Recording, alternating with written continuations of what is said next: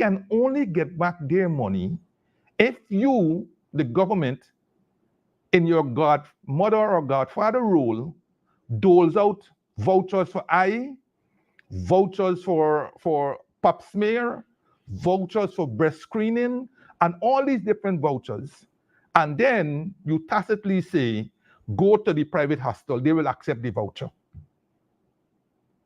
So you're billing all of these health centers, regional hospitals, major hospitals, which is to take care of these same things, but you are handing out vouchers for eye and all these different other things, pap smear, and that other one I saw this morning that prevents cervical cancer, and all these different things you're doing, and tell them, go to the private sector, take the voucher, they will accept it.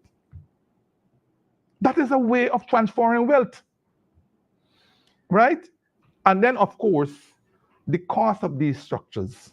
Listen, if you put a $660 billion capital program in a situation where resources, human, physical, and so on, time and all these things are scarce, then the market operates, price will come in.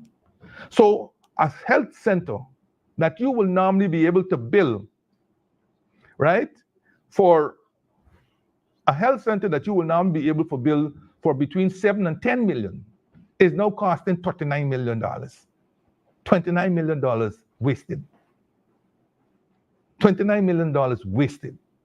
If you are taking your time, understand the working of an economy, understand your level of resources, progressively increase those physical and other resources. Like, for example, timber's an issue.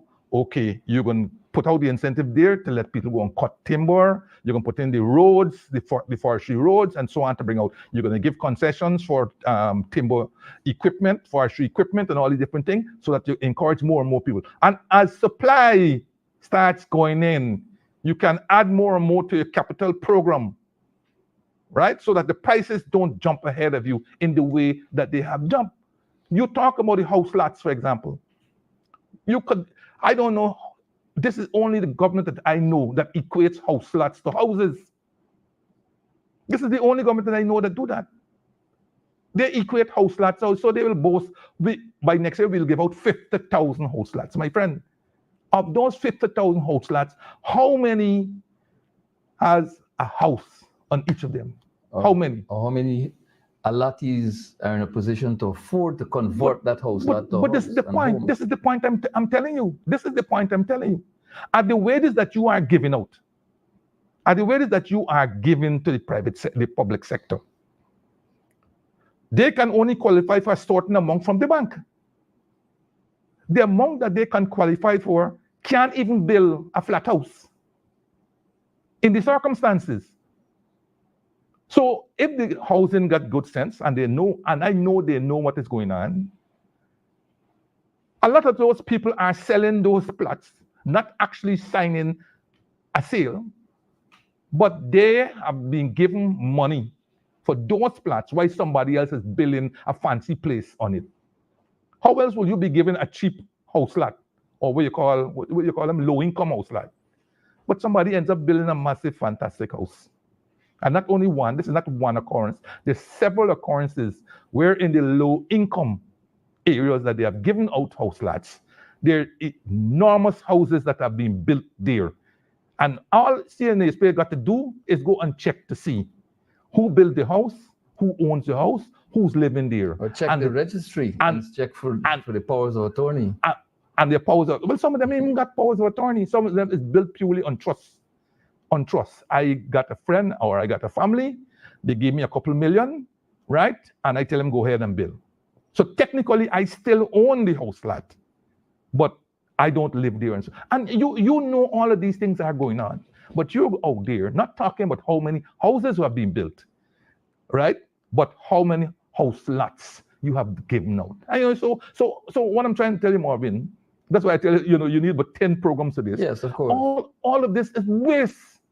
Right? And the more waste that you can cut is the more you will widen the fiscal space. Let me tell you quickly, and give teachers hope and heart. Teachers, I have crunched the numbers, okay? And you know me, I have been a number cruncher virtually all the days of my life, right? And I work with this very same government that has been prosecuting me, right? And all those top ones who are there, every one of them sought out my advice when I was at Ministry of Finance. No least, right? And I produced several budgets for them. So trust me when I tell you, I have crunched the numbers, and without a single increase in any tax or a single imposition of any new tax, you could have comfortably got 20% increase in your wages. I just dealt with wages and deal with benefits. 20% this year, 15% next year, and 10% in the third year, for an overall increase of roughly 51% on your existing salary. Over 3 years. Over 3 years. You could have got it comfortably and take that and carry it to the bank. You need now to go talk to your negotiators and your general counsel to explain to you in detail how come Mr. Jordan, the former Minister of Finance, has made this disclosure, and you come and tell us that you take 10% because they say they don't have any more fiscal space. And there seemed to be some more room, because I know I'll be accused for being anti-education sector here. But like in the health sector, the education sector has some ratios that they deal with. Student population, potential student population to school. Classroom population to teacher. Now, if you're going to build a secondary school in Hosororo, for unmentionable dollars, and there's one in Mabaruma, to me, it makes no sense. I mean, I went to the Northwest Secondary School, right, and I have friends who walked from Hosororo. It's not the easiest thing to do, but they did it, and they're big men and women today, educated men and women, educators, many of them. Put a bus, put 2 buses, put 3 buses, transport the students from Wanaina, from Wauna, from wherever, to the Northwest Secondary School. Maximize the use of that facility and focus your human resources in there to bring out top performing students.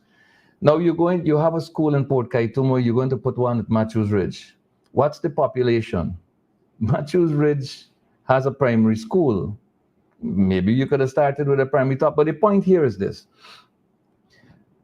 There are buildings going up for which there are no people to occupy. Yes. No equipment to be used within them. Yes. And Yes. no one to instruct what happens. Yes. And furthermore, Ben, these buildings that are going up, you ask an engineer and he will tell you. Some of the things, like for example, the windows, people will tell you where they have heavy trafficked areas like your airports, your schools and so on, windows and toilets and so on that you will normally put in your house, which is lightly trafficked, are not to be used. But what you go around all the schools, they're having windows that you will put in your house. Within a short space of time, they fall out or they're broken.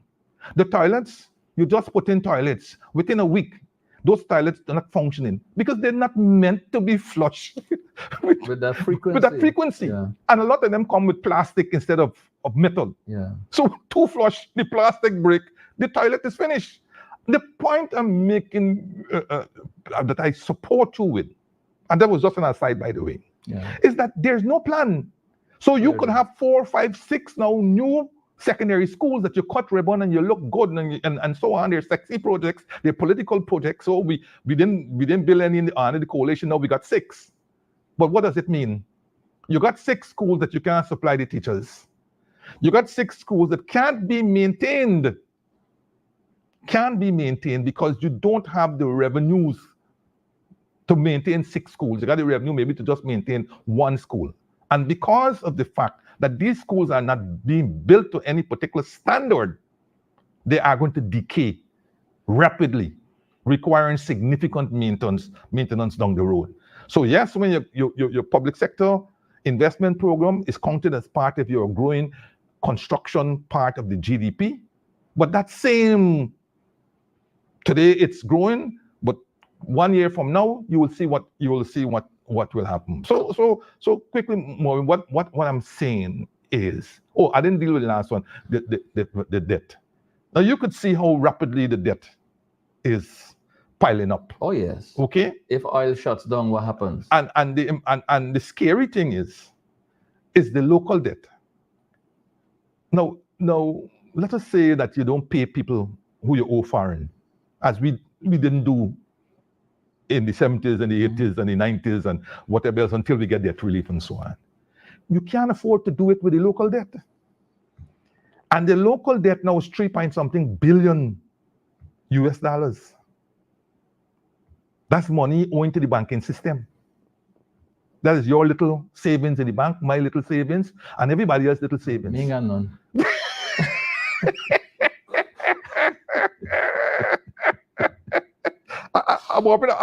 I suspect you know, because Jagdeo said in the last press conference, if he had money, that he would have invested in the gas to shore. Yeah. But isn't that the greatest Which understatement in the entire year or the century? Which is where I want to take you. Which is right where I want to take you. Massive expenditure on the pipeline. The loan, I believe, was stalled. The loan application, I believe, was stalled. I believe it's now receiving attention again. But where is the money coming from to construct this pipeline? Who's maintaining it in the absence of its active use? Who's carrying the burden of a pipeline without a plant that doesn't generate electricity, that isn't connected to a grid? Let's talk about this in the context of wasteful spending. Yes, Marvin, you've struck the nail on the head here with this concern. This is going to be a fiasco that will make the Skeldon project, which is by itself a fiasco, because very often on Skeldon we say 200 million US. That's what we used to build. But those guys spent roughly 70 million US trying to bring exports from all over the world, India, Cuba, South Africa, all kind of thing, to put back Humpty Dumpty together, and then weren't able to do it. So we're talking about 270 million there. This year is 2 billion plus and rising. Okay? There were 3 increases, I believe, over time. Yes. Okay? So now you have a situation that has not been brought to Parliament about any agreement that you have with Exxon in relation to the laying of the pipeline. There's no agreement that has been put in Parliament about the laying of this pipeline, much less the whole project. But what I am concerned about, and I'm trying to figure out from who know the legal ramifications, is this story. In the public domain is that, and Jagdeo said it either last week or this Thursday gone, that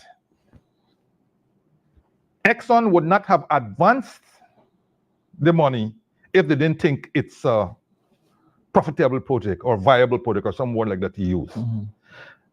So Exxon has advanced us the money, which is another word for loan. Yeah. Which is another word for loan. Yep.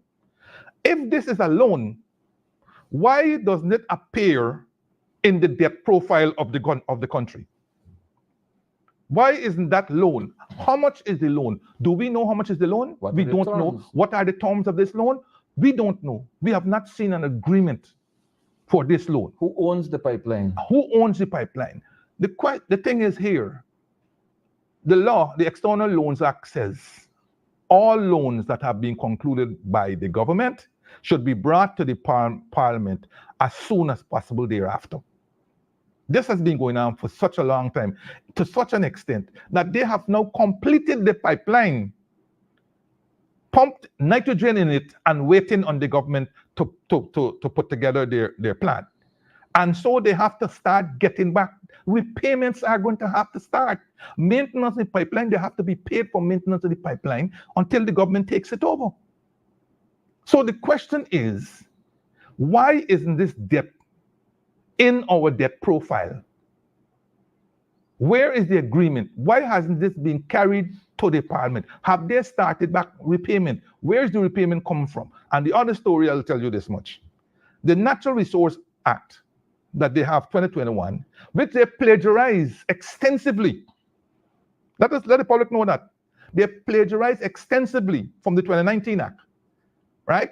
They take out the parts that would have think accountability, slash those out, and put in some nebulous thing but board and all kind of thing. When last the board ever report anything? Or met for that matter. Or, I don't know if they meet or so on. I want to know what they meet, what they do. Where's the report? Not that glossy magazine they keep bringing out every once a year with their pictures in high glass and fancy suits and all kind of story. That is not what the board was meant to do. But that's an aside. That's an aside. The part that they plagiarized and put into the 2021 Act, there's a clause there that says the Natural Resource Fund, the resource in that could not be encumbered. Right. It could not be encumbered, and you could not borrow against future earnings, if I remembered well. And you had to define the projects. Right. Fund. But I just sticking with these two because I want to show you the depth, the problems that we're having here. It seems implicitly that the government has agreed with Exxon that they can take as part repayment from our share, our future share, monies to repay for the loan that they give to the pipeline. I'm asking some legal people, in the context of because I know they're going to be difficult to give me an answer because we have not seen the agreement in relation to the pipeline, to the financing of the pipeline. We have not seen that agreement. And I don't know if our MPs, when they go back, if they could make one more attempt to be asking and to imply whatever legal arrangements we have in place to get that agreement. Because for me, something is amiss. Something is amiss. How can you be paying back when we haven't seen any agreement? How can you pay back when this debt does not appear in our profile? And how can you be paying back from our future share when the Natural Resource Fund Act forbids this? And what is going to be the accounting arrangements? What is going to be the reporting on the balance of payment? Our fiscal? Because these are stuff that are taking place within our country and going to affect the accounts.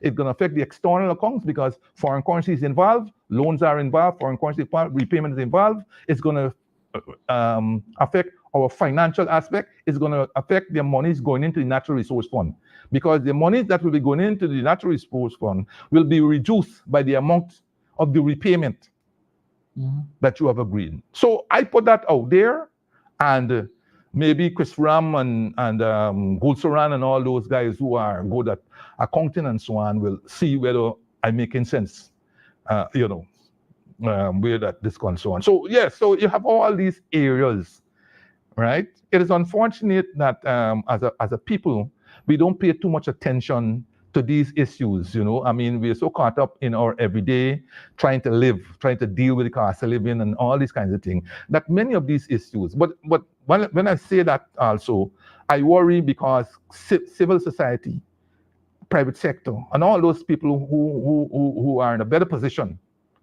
to bring these issues to the fore, we don't get them. There's a little bit of a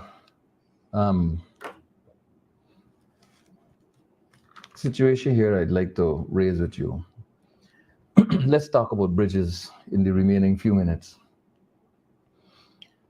The AP and UAFC had conducted the studies, analyzed designs for the Demerara river crossing. Yes. And was far advanced in its negotiations for financing in that regard.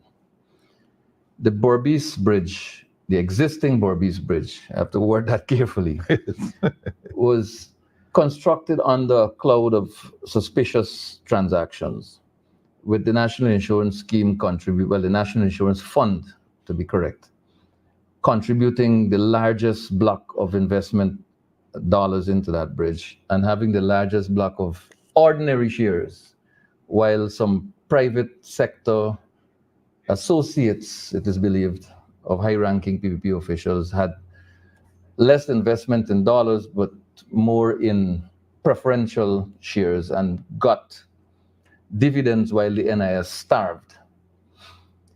The rates were in question, the toll rates were in question. The government of which you were a part reduced those rates, put in place alternative arrangements for school children and the elderly by boat and so on. And you were criticized for doing both things, particularly dropping the rate of the toll. Now, out of the blue, without any studies, and Jagdeo says no need for any study, a bridge will be built. They're going to construct a new bridge. This one was deemed unprofitable before you reduce the rates, the toll rates.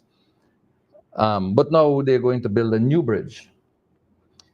And Mr. Ali, in his wisdom, says that crossing those two bridges, the new one in Berbice and the new one across the Demerara, will be toll-free. I can't wrap my head around the fact that one remains unprofitable, impossible to maintain without government subsidies. But now the new one that will replace the one that has not yet paid for itself will be toll-free. Help me. Yeah. Let me tell you something, Marvin. When we, quick example as to how some of the things that these people say, you got choice adjectives, but you have to hold your unpublishable. Unpublishable. When the British announced that they were going to give a fairly large grant to the Caribbean, including Guyana, right? Our amount ended up being roughly 66 million US. Okay? One of the projects we put forward was the very one that they're now doing, which is the Linden Maburo Road. Right. Okay. Which they didn't want to do in the first place. Now, the British squeezed us into a very tight timeline. Okay? And if within that timeline you didn't expend the money, then it's gone to somebody else who well ahead of you. So we said Linden Maburo, because we got so many studies done. What do you think can happen? We pressed them and said, listen, we don't need another study. Look all these studies, let people just put them together and so on. They said, no. We will use those studies as background information, but we have to do a study. Yes, there were more studies than Berbice Bridge, but these people who are thing and so on said, no. We will use that as input into the study that we have to do to make certain that this bridge, this road is viable and it meets all the different environmental, whatever standard. And so it took a while. The study was done, they used all these back studies, it became viable, and we were able to get the 66 million US plus 100 something million from CDB to build the road that they have now suddenly taken and said it's part of their transportation network. A road that, by the way, that the Oracle had already indicated that should they get into power, they will drop it.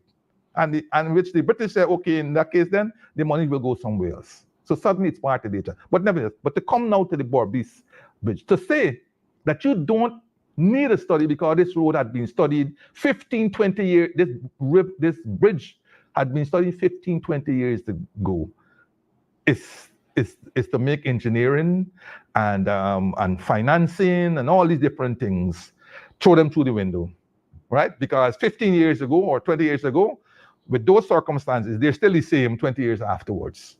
We don't know anything about the river currents, whether they've been torn differently. We don't know about sedimentation. After all, you had that transshipment facility in the Berbice River. We don't know what might have been the impact of that on the river flows and sedimentation and all these kinds of things, right? 20 years afterwards, you say you got a study.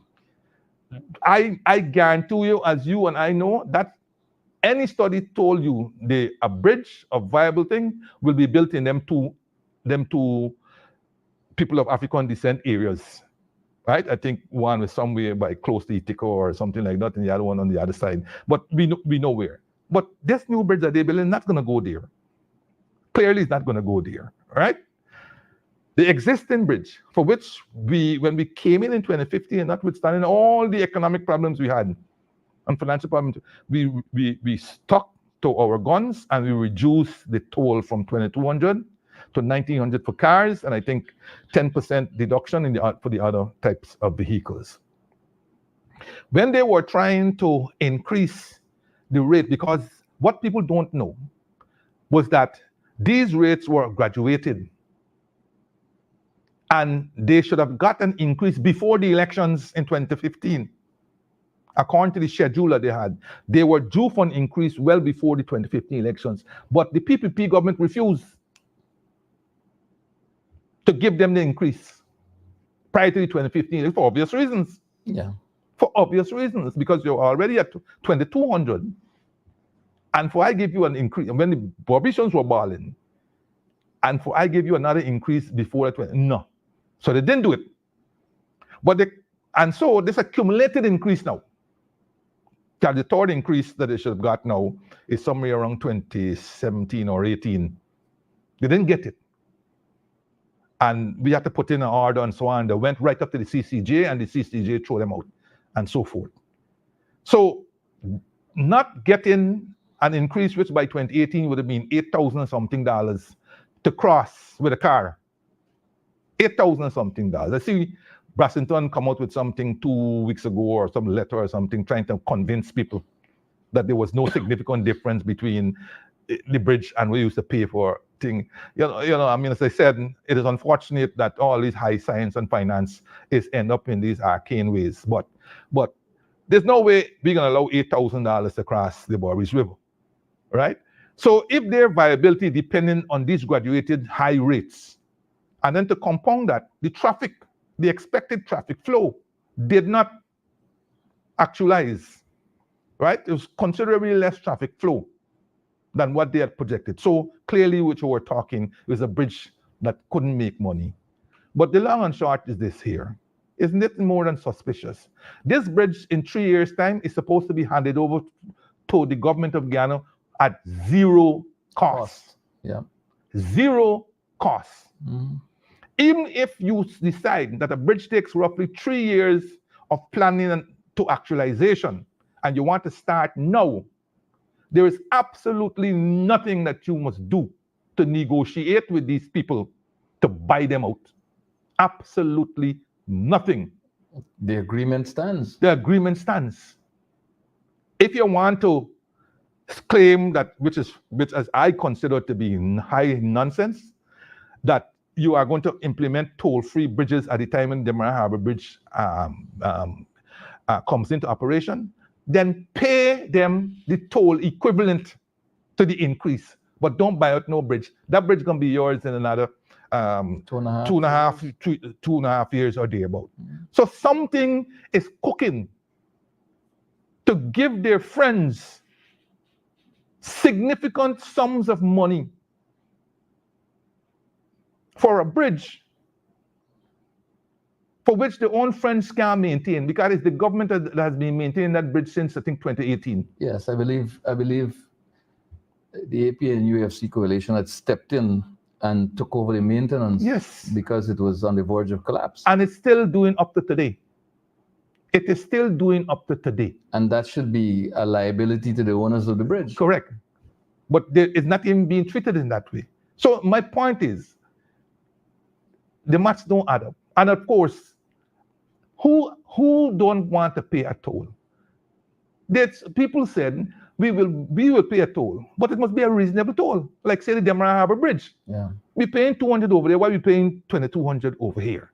But they never said they wanted a toll-free bridge. Look, we save our monies every year. To do what? To go vacation in the United States or Canada or whoever else. Almost all those bridges over there are toll bridges. What it is that they know that we haven't learned in Guyana. We are building these bridges using, I would think, natural resource fund money. And we can't turn to the natural resource fund to maintain those bridges. We're hoping to maintain them from revenues from taxes. Not from toll, from taxes. You see what is going to happen down the road to when the public servants can get salary increase? But pardon me, but is that not a form of taxation, a toll fee bridge? Yeah, yes, tax because burden? nothing in this world is free. Even the air you breathe, nothing is free. Every time they put out something free to you, somebody else is paying. You either paying directly or indirectly. If I give GPL a subsidy of $20 billion, that is $20 billion less available to pay salary increases, to pay something else, to help athletes train so that they could become Olympic standard and so on. And also, it takes away the consumer sovereignty. The consumer is sovereign, the right to make your own decision. The government is taking that away from you and making the decision for you. And as the government makes the decisions from you, they are making you dependent on them. Let me show you quickly. Taking away the toll from the Wismar Bridge. Currently, part of the revenues from the Wismar Bridge goes to the Mayor and City Council of Linden.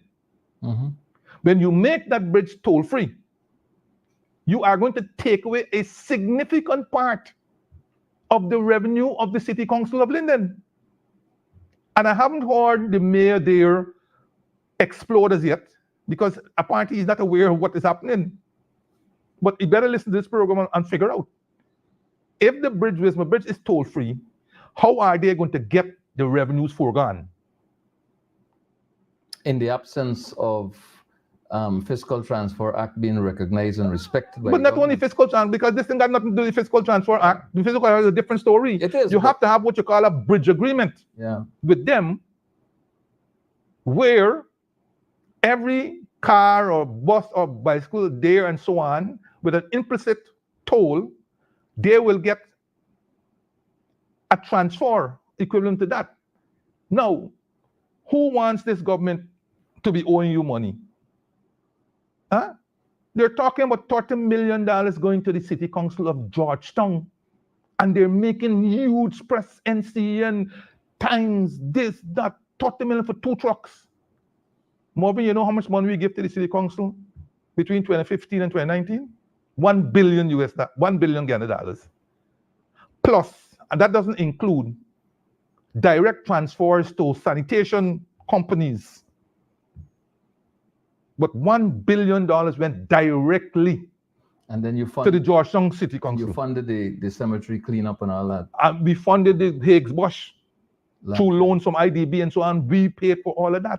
Now you're giving them $30 million. You're not respecting the Fiscal Transfer Act. You're giving them 30. Georgetown, you're giving them 30. You're harassing these people. You're not giving them any tax rates increase. The last time I heard that the City Council got an increase was in 2017 when they got a 10% from the coalition government. And before then, the guy says he got to go and check his records to find out after then. So you are immiserizing the City Council, making them poor, and then turn around to say, oh, they're not picking up the garbage thing we have to go through with all this monthly thing where you got the security sector, cleaning up instead of they go and clean up some of them drug yards and all kind. You got them out there with shovel and all kinds of doing pampersetting and making themselves a scene, right? And the This one- commander-in-chief with a You know- leg turned the wrong way. Right? But Give the authority to the local councils for them to make certain that they have a revenue base that they can deal with an expanding NDC, an expanding city, an expanding town, and so on. No, but instead, you have them languishing on rates that bear absolutely nothing with reality, and then turn around and tell them, look how much money we're paying you, and you can't clean the city. these are issues, ladies and gentlemen, that the next government formed by the APNU, led by the People's National Congress Reform, will have to fix. And the hour is drawing near when that time will soon be upon us. Mr. Jordan, thank you so much for spending the last hour with us and bringing all these bits of information to bear, a lot of which citizens may have been unaware of until today. We will have another conversation, several more conversations like this down the road. I am certain of, depending on your availability, of course. Thank you very much for joining us and spending this last hour with us, ladies and gentlemen. That's all we have time for today on Nation Watch. And believe me, the burden of this information weighs heavily on even my shoulders just listening to it. Thank you very much for joining us and staying with us. Until we meet again, God bless.